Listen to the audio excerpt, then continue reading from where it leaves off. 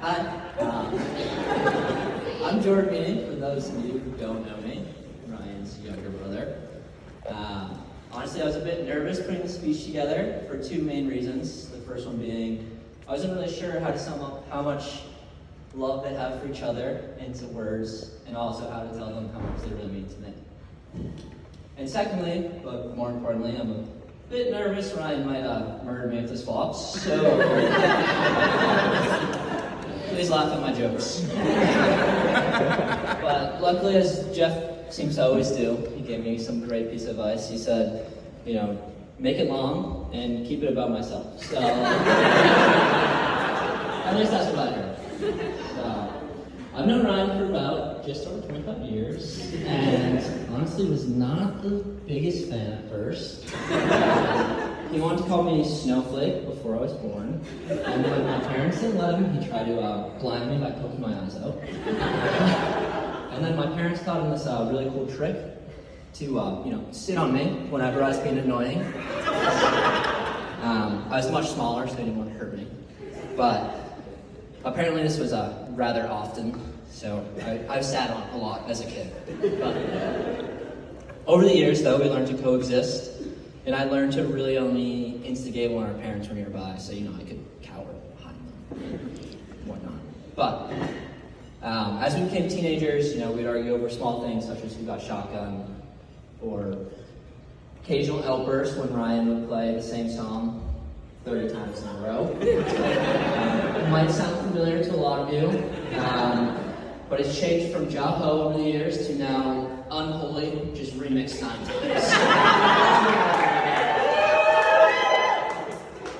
And then once Ryan started driving, the argument kind of stopped because he just refused to let anybody else drive.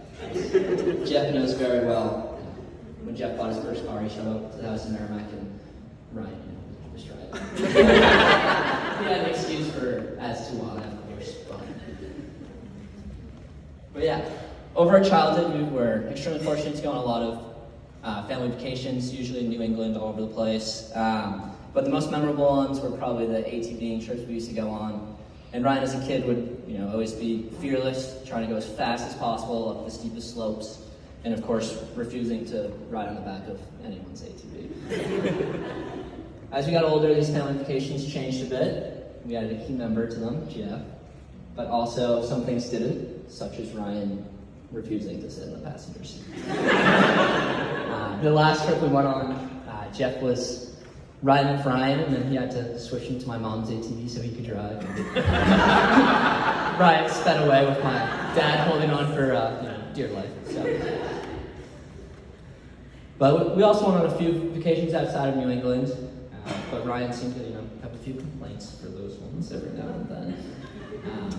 The cruise was too boring, and he just wanted to tan 18 hours a day. So when my parents decided to start doing those on their own, Mom, I think you guys are up to 45 now?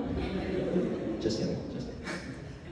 We stopped going to Disney the year after Ryan threw a bit of a fit because he just wanted to ride the rides and not go to the shows.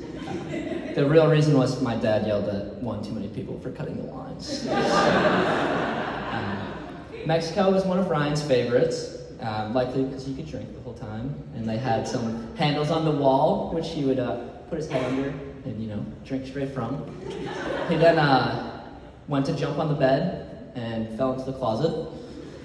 Decided to stay there for a couple more years, but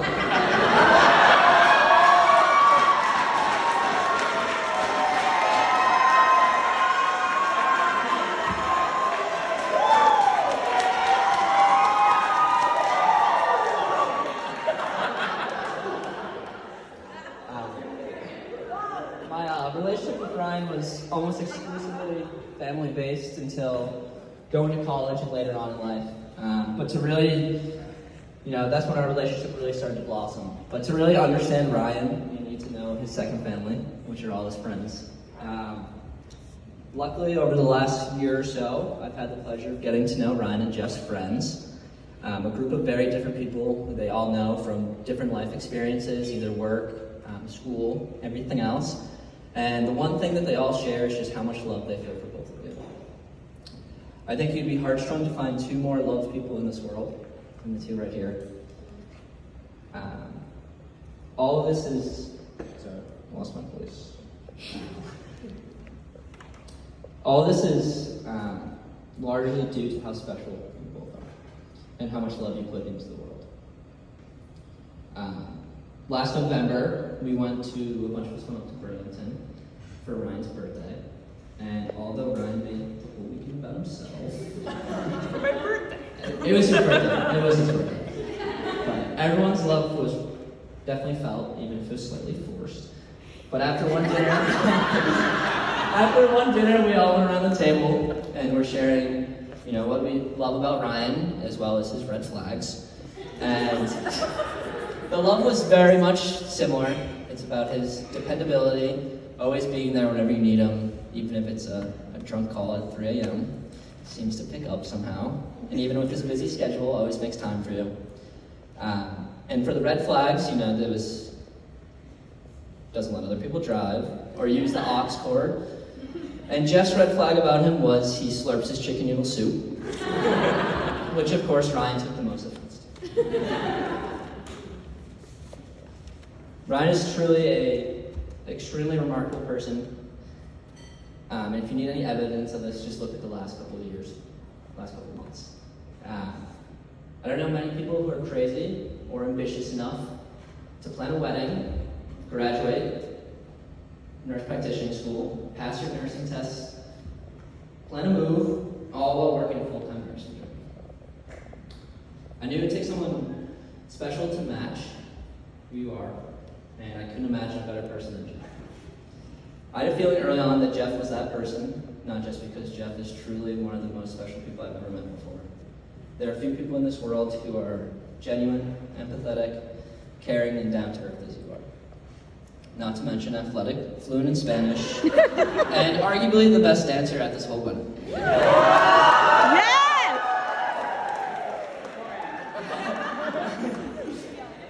I knew Jeff was the one by how Ryan acted around him.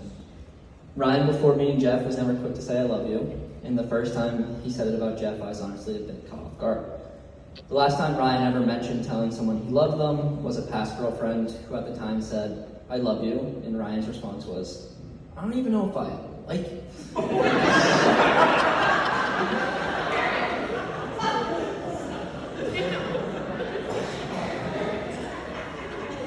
The way Ryan lights up around Jeff and how genuinely happy he is all I could ask for my brother to find in his partner.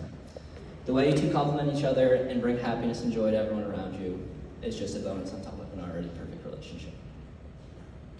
Now I can say I knew Jeff was the one today, but at first that might have not been so true. Jeff knows what's coming. When I first met Jeff, or at least, the most memorable one, was at a party Ryan was throwing with his 50 Madbury guys.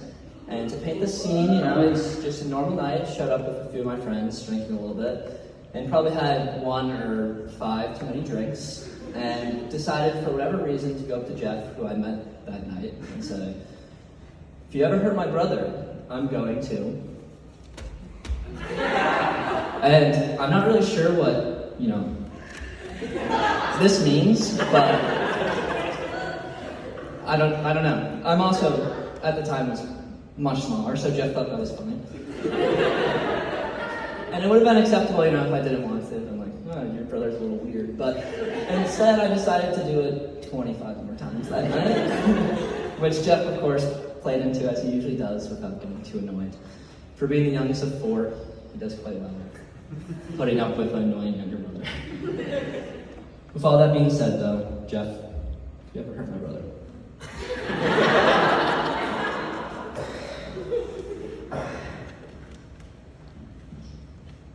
I could go on for hours about both of you, but I know everyone's eager to get on the dance floor, so I just want to conclude by saying, as siblings, you experience a lot of events together that bring you happiness, even if you're not directly involved in them. Say, secondhand happiness. I've been a part of many of these sad events in Ryan's life, and saw where you were truly happy for you in everything that you've ever accomplished. After today, my now second favorite memory